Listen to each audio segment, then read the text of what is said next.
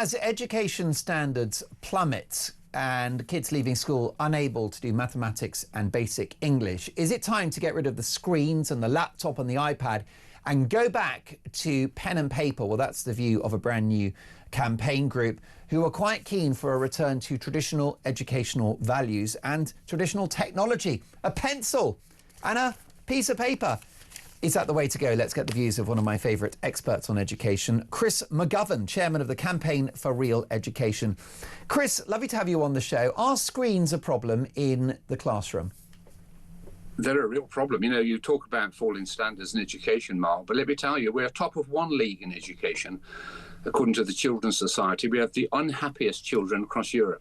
So we're heading that league. And one of the reasons why children are so neurotic, unhappy, and so many mental health problems is because they are addicted to the screen and to digital technology. So the worst thing you can do with children, particularly young children, is to give them more, to feed the drug more and more. And that's what's happening in our schools, getting away from paper and pencil, de-skilling them in that sense, and giving them more and more digital technology. It's a disaster. And why don't politicians talk up about this? I mean, this is so important, but it's sidelined. It's in the Cinderella area of public life. It's incredibly important. Indeed, we saw the adoption of screens, laptops, computers during the pandemic, didn't we? And they didn't work then, and they probably won't work now. Well, not quite true to say they didn't work then, because actually when we closed the schools down, the results went through the ceiling. We had our best exam results ever. Really?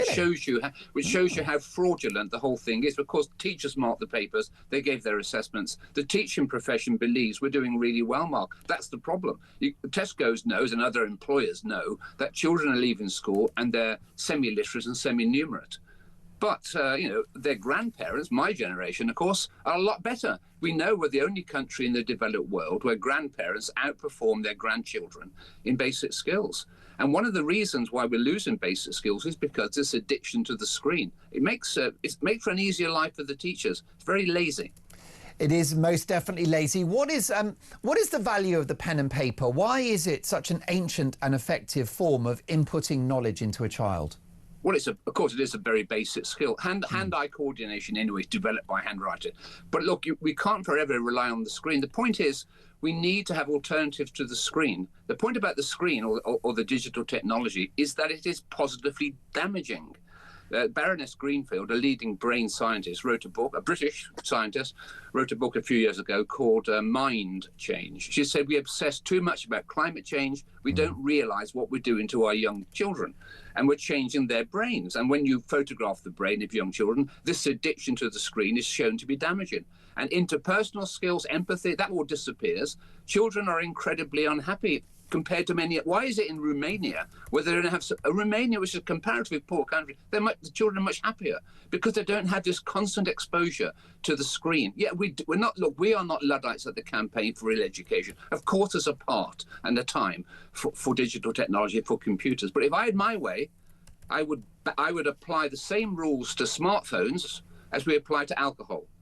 That is, I wouldn't allow children to have smartphones at all. They could use them in schools supervised, maybe, or they could use digital technology. The only way to protect children is to ban the drug.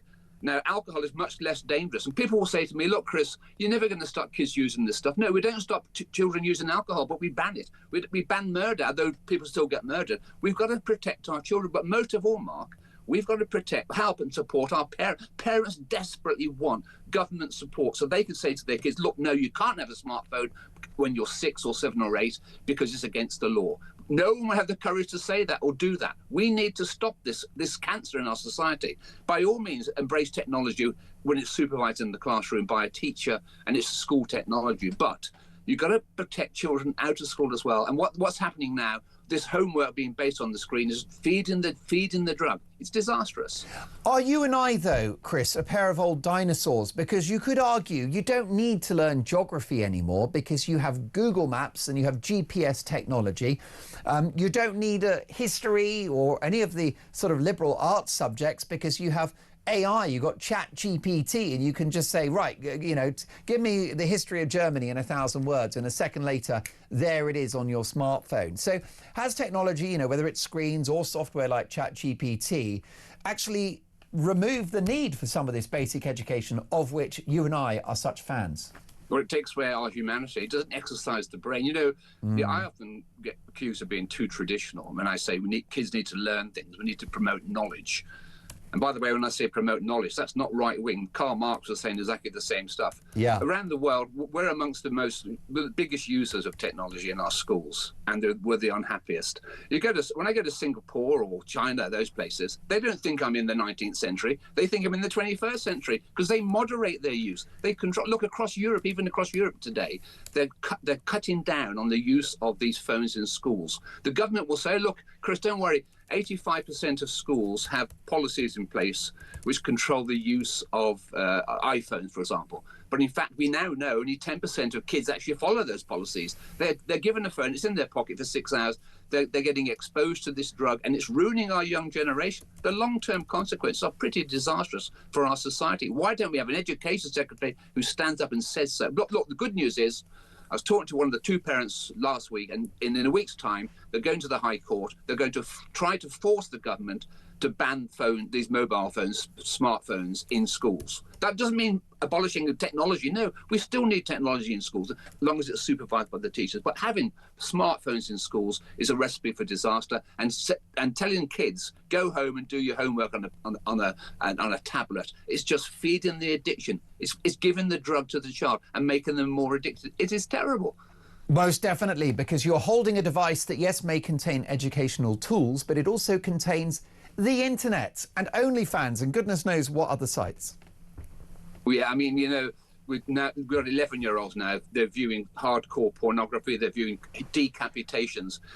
Look, you have to be blind not to see the damage this is causing. But most telling of all, Mark, is that if you go to California, to Silicon Valley, the computer bosses there, the multi-billionaires, they send their own kids to schools. They're called Waldorf schools, where they ban the use of the screen. So then people who are manufacturing the drug ban their own children from using it. What greater argument could there be than having some greater restrictions on the use of this technology in our schools and in our homes?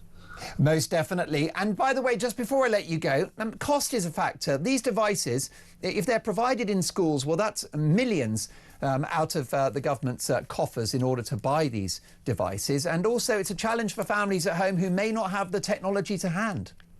No, that is true. Not all children have the technology, but increasingly, and it's been in the press today, some schools are actually giving the children a tablet now. They're providing the children with the drug. They're providing with the means. So, yes, it can be socially divisive. But look, the schools are so addicted themselves. They think they're doing a great job.